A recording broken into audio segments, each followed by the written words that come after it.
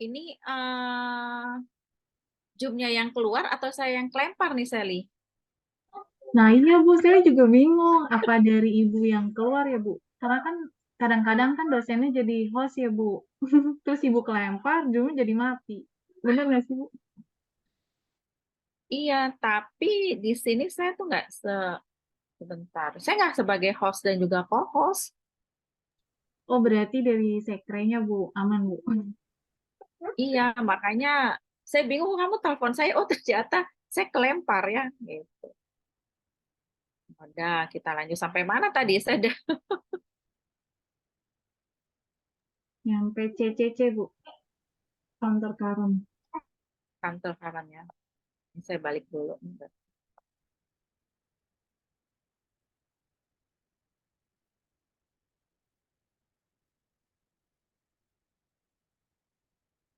Nah, ini untuk kromatografi ya kantor karan ini. Jadi di sini yang bekerja itu adalah dengan gaya centrifuge. Kalau gaya centrifuge kan berarti dia kan berputar, ya berputar terus. Nah untuk di sini partisinya itu menggunakan liquid atau cairan. Kan kalau kolom itu kan fase diamnya itu kan padatan ya, silika gelnya. Kemudian kalau kromatografi lapis tipis juga lempengnya itu sebagai fase diam. Nah kalau kantofaran ini adalah medianya untuk fase gerak dan fase cair itu sama-sama pelarut, sama-sama cairan maksudnya, ya seperti itu. Tapi di sini diharapkan antara fase diam dan fase geraknya ini tidak bercampur, nggak boleh bercampur. Ya, nah karena tidak boleh bercampur ini maka harus dipilih nih, berarti tingkat kepolarannya juga harus ditentukan. Nggak boleh dia sama-sama yang tingkat kepolarannya itu mirip atau mendekati. Nanti dikhawatirkan dia bercampur sehingga nanti tidak menunjukkan pemisahan. Karena kalau untuk counter current chromatografi ini adalah yang kita inginkan adalah proses pemisahan, ya, bukan identifikasi seperti itu. Berbeda dengan uh, si siapa tadi KLT ataupun HPLC ataupun gas, ya seperti itu. Kalau ini counter current itu prinsipnya itu sama seperti kolom, ya, cuman dia ini bergerak. Kalau kolom kan diam, statis, diam aja, ya, seperti itu. Kalau ini digerakkan tujuannya untuk mempermudah, ya. Oke, ini untuk gaya centrifuge-nya ada dua macam, hidrodinamik dan juga hidrostatik. Ya, kalau hidrodinamik ini high speed counter current chromatografi, karena hidrodinamik berarti kan dia apa ya berputar, ya seperti itu. Kalau hidrostatik dia porosnya seperti blender, perputarannya ya centrifuge seperti kalau ini dia bisa diputar gini ya seperti itu. Turun naik ya seperti itu. Nah, ini perbedaannya ya. Jadi kalau yang hidrodinamik ini kolom dengan tabung melingkar yang berputar seperti rotasi planet pada sistem roda gigi dengan dua sumbu putar. Kalau hidrostatik ini pada satu sumbu putar ya. Oke. Kalau yang hidrodinamik ini lebih berisik. Kalau yang statik ini lebih tenang, senyap ya, quiet, seperti itu, quiet, tenang ya. Oke, dan ini komparasinya yang digunakan alat-alat yang digunakan pada hidrodinamik dan hidrostatik kolom. Oke, lalu kemudian sistem pelarutan. Nah, ini kalau diperhatikan di tabel ini bisa dilihat yang di atas itu aqua, berarti aquos ini berarti dia polar ya, berarti dia adalah hidrofilik. Makin ke bawah berarti dia hidrofobik ya, seperti itu. Dan ini adalah komponen yang bisa ditarik ya, atau dia material yang dapat digunakan ya. Ini jadi kalau yang non aqueous atau hampir non aqueous system, jadi yang memang dia non polar dan mendekati non polar.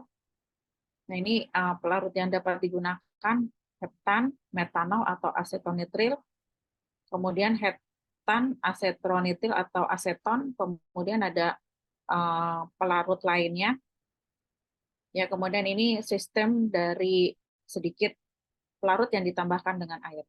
Jadi pelarut nonpolar bisa ditambahkan dengan air, tapi jumlahnya sedikit air, ya. Dan ini adalah substan yang bisa ditarik. Ini adalah substan yang memang dia hidrofobik, ya sangat hidrofobik, ya nonpolar murni. Ini contohnya adalah fatty acid, wax, karotenoid, ya isoprenoid, ya seperti itu. Nah, ini bandingkan sama yang di atas, yang dengan pelarut polar. Dan ini faktor-faktor yang mempengaruhi dalam pemilihan sistem pelarut. Yang pertama, kelarutan sampel dalam sistem pelarut. Lagi-lagi, teman-teman harus lihat tabel ini. Ya, harus diperhatikan. Kita mau ambil metabolit apa, maka harap pelarutnya juga harus disesuaikan. Ingat kalau untuk sisi ini berarti kan fase dia dan fase geraknya sama-sama cairan, jadi harus dipilih yang kepolarannya itu harus berbeda. Jangan nanti sampai dia tercampur, ya. Kemudian stabilitas sampel dalam sistem pelarut dan juga waktu diperhatikan. Kemudian settling atau pengendapan dari sistem pelarut, kemudian koefisien partisi sampel, yang terakhir adalah retensi, ya. Oke, ini sistem pelarutnya. Jadi kalau kita gunakan air atau pelarut organik, ya, dari sistem cair dua fase ini dapat sebagai fase gerak. Tapi kriteria harus dimiliki: satu, pelarut yang digunakan harus membentuk dua fase yang tidak bercampur, nggak boleh bercampur, ya, seperti itu.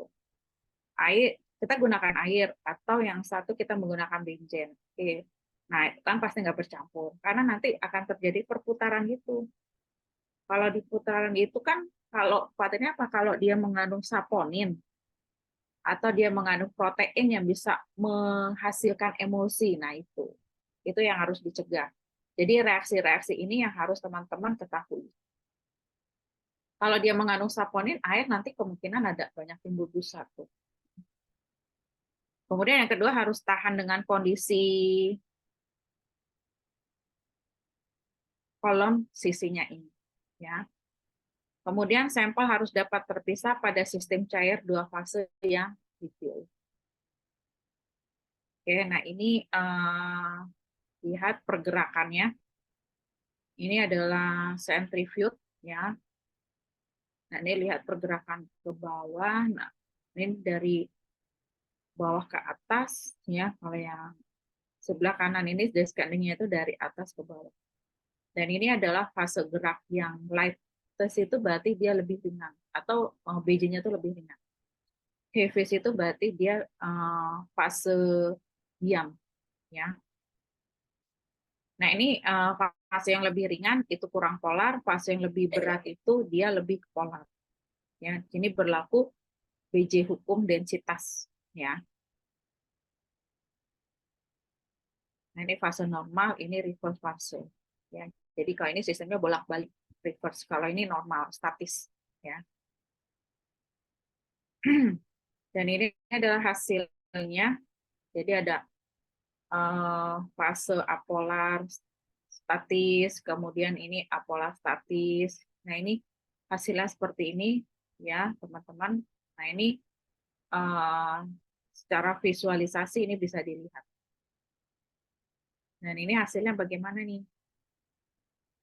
Ya, ini hasilnya. Ini adalah sebelah kiri itu adalah fase gerak, ya, dengan pembawanya adalah air ataupun yang pelarut polar.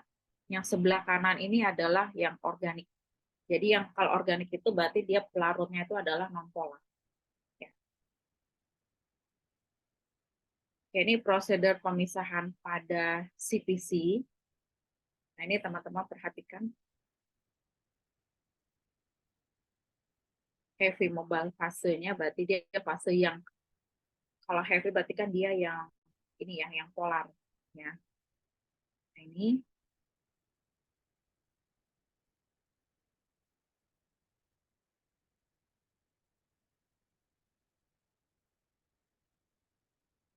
sampel dimasukkan, ya, lalu dimasukkan fase geraknya, terjadi perputaran.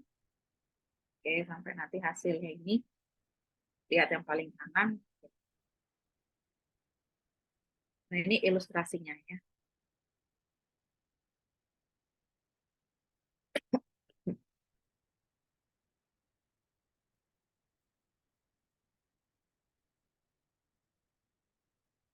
Nah, ini lihat, ini adalah fase mobil yang heavy.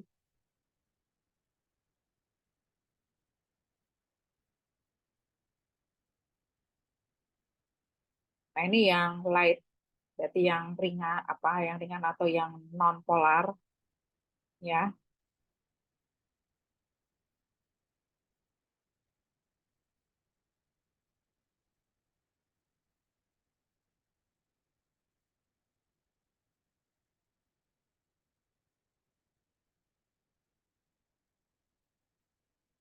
Nah, ini model elusinya. Nah,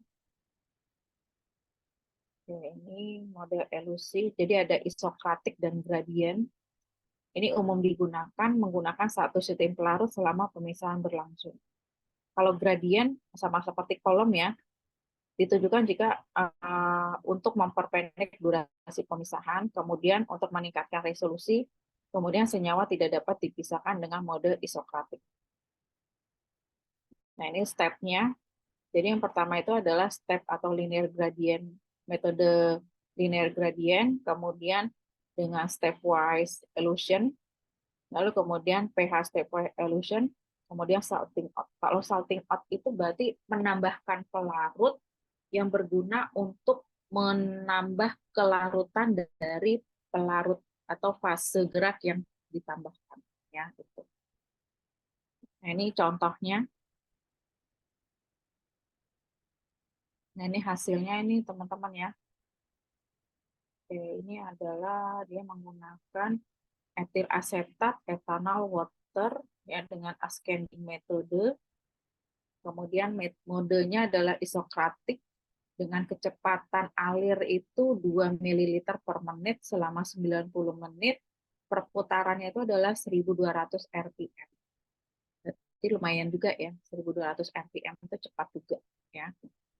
Dan ini hasilnya ya. Oke, ini blueberry ya, daun blueberry-nya. Jadi kondisi sistem dua fase, fase mobilnya itu etil asetat, water, etanol ya. Kemudian fase diamnya ya ini organik fase, fase diamnya itu adalah ini yang polar ya. Oke. Nah, ini 2 ml per menit ya, rotasinya 1.200 rpm. Ini dimonitor pada 3.330 nanometer. Dan ini hasilnya nih, teman-teman ya. Jadi key value-nya ini bisa terlihat. Yang paling banyak key value-nya di mana nih? Oh, ini. Ternyata N-butanol, menggunakan N-butanol ya, fase geraknya, kemudian etil asetat, dan air. Dengan perbandingan 3:2:5. Nah, itu yang paling banyak menghasilkan 2,92. Ya.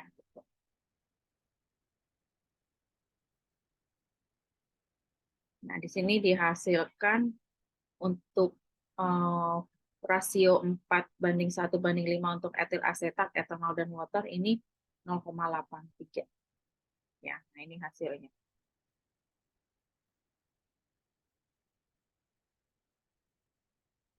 Nah, ini satu lagi artikel dengan metode Cantor Current kromatografi ya. Di sini gardenia ya. Oke, selection suitable solvent sistem kompos. Nah, fase geraknya itu etil asetat, N-butanol, dan air. Perbandingannya 2:1:3. P per P per P, jadi volume semua. According to the above solvent system, jadi sistem kompos etil 2. Oh, jadi dia ada lagi nih fase geraknya selain ada 2 komposisi. Jadi dengan menggunakan etil asetat, n-butanol, dan air lagi, tapi perbandingannya beda. Ini dihasilkan 385 mg ya, geniposate. Ya, nah ini kemurniannya 98% dari 1 gram. Berarti banyak juga ya, 98% dari 1 gram. Oke, nah ini teman-teman ya hasilnya pemisahannya. Banyak juga dapatnya 98% ya. Kalau kita bilang apa ya? Apa tuh? Kalau yang perhitungannya saya lupa. Yang kemarin buat ekstrak. Nah, ini hasilnya ya. Ini diabsorbasi pada panjang gelombang 254. Nah, ini time waktu menitnya. Nah, ini hasilnya. Berarti kalau puncaknya ini apa lebih lebar, berarti dia hasilnya lebih ya, banyak. Nah, dia selesai. Tapi ada tugas nih teman-teman. Ini per kelompok. Jadi teman-teman diminta untuk mencari artikel penelitian seperti ini, ya. Nah, penelitiannya itu dengan menggunakan metode KLT, kromatografi kolom, HPLC, kemudian gas kromatografi atau kantokaran. 5 ini. Ya. Lalu kamu buat review untuk artikel tersebut, lalu dikumpulkan. Ya, seperti itu. Nah, nanti di pertemuan kita yang terakhir, nanti tolong dipresentasikan hasil dari artikel tersebut. Ya, gitu. Jadi, apa saja sih yang harus direview? Tadi kan saya sudah contohkan ya, diambil misalkan dari abstrak itu, bisa kalian baca hasil itu seperti apa. Jadi, nanti di foto hasilnya, ya, seperti ini. Oh, ini hasilnya seperti ini. Ini yang menunjukkan bahwa ini yang mengandung dari metabolis sekunder untuk Gardenia jasminoid, ya, seperti itu. Berapa kandungannya? Kalau kantor karen itu kan berarti dia pemisahannya berapa banyak. Artinya kalau pemisahan kita nggak melakukan uji identifikasi ya. Kalau dengan kantor karen ini sama seperti kromatografi kolom. Untuk uji identifikasi itu dengan menggunakan KLT, HPLC gitu ya. Kemudian kromatografi gas gitu ya. Gitu. Ingat tuh ya fungsi dari tiap-tiap kromatografi ya gitu. Oke, sampai sini ada yang mau ditanyakan teman-teman? Silakan.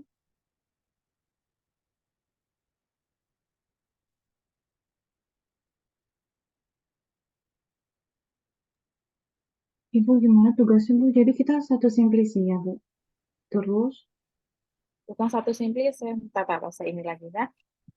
Saya apa namanya? Saya share lagi.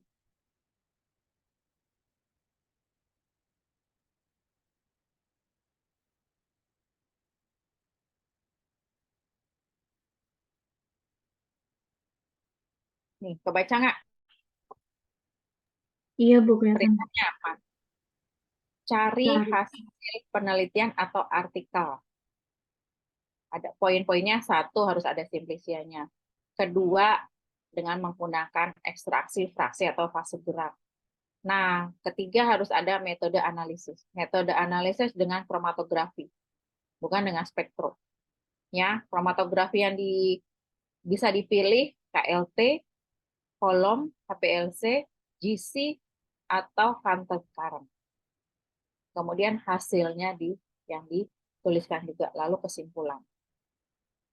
Intinya kamu mencari artikel, di mana artikel itu adalah dilakukan penelitian mengenai simplisia yang dibuat dengan menggunakan teknik ekstrak, ya kan, seperti itu.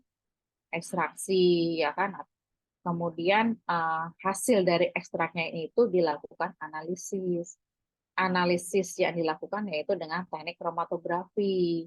Kromatografinya bisa dipilih nanti mau KLT, kolom, HPLC, GC, atau kantor-kantor.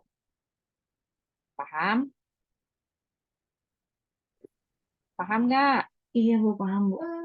Terus Bu, yang UAS itu jadi Bu, yang Ibu Enggak. spill UASnya kemarin. ini kan udah nih. Ini udah nih kamu, ya kan? Udah ini aja buat tugasnya. UASnya nanti ujian tulis aja, ya. Ya.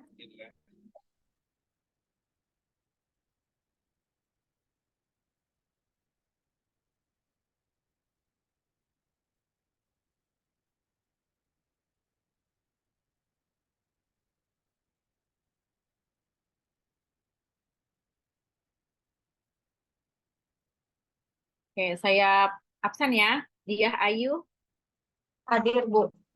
Sarah Fauzia, Hadir, Bu. Anita Rahman, Hadir, Bu. Mala Komala, Hadir, Bu. Romli, Hadir, Bu. Yulita, Hadir, Bu. Anissa Rahma, Hadir, Bu. Travelina, Hadir, Bu. Lulu, Hadir. Septi Berta. Septi ada? Masih belum bisa masuk, Bu. Nah, kenapa? Itu tadi kan masuk terus keluar lagi. Nah, sekarang dia nggak bisa masuk lagi. Siti Nurmaya, Hadir Ibu. ayo dia, Hadir, ayo dia. Bu. Roida, Roida ada nggak? Nggak ada ya. Roida Fatmauli, Yang biasa itu makanya, Mas. ada. Fahmi, Hadir, Bu. Florita, Hadir Bu. Ananda Sela, Hadir, Bu. Farijan, ada ya. Teman nggak mau. Hadir, Bu. Iskandar, Hadir, Bu. Nia Febriana, Hadir Bu. Azahra, Hadir, Bu. Salsabila, Hadir Bu. Mutiara, Hadir, Bu. Nia Mulyani, Hadir, Bu. Septia Wafa, Hadir. Indah Oktavia, Hadir, Bu. Siti Fatimah, Hadir, Bu. Hadir. Teguh, Hadir, Bu. Siti Askia, Hadir, Bu. Ilmi Aulia, Hadir, Bu. Selinia, Hadir Bu. Silvi Nuraini, Anita, Anita Hayati Nufus hadir, Ibu. terakhir Deborah ada nggak? Deborah. Hadir, Bu. Deborah, Bu. Hadir. Siti Fatimah semua ya. Kecuali ini nih tadi Roida. Roida hadir, Bu. Ya, kamu. Tadi keluar, Bu, jaringan, maaf, Bu. Bentar. Ya.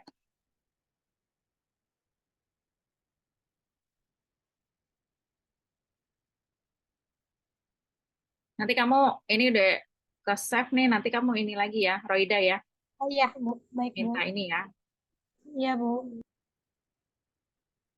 Oke, jadi teman-teman hari ini mengenai kromatografi kolom tadi sudah saya sampaikan ya. Kemudian ada kromatografi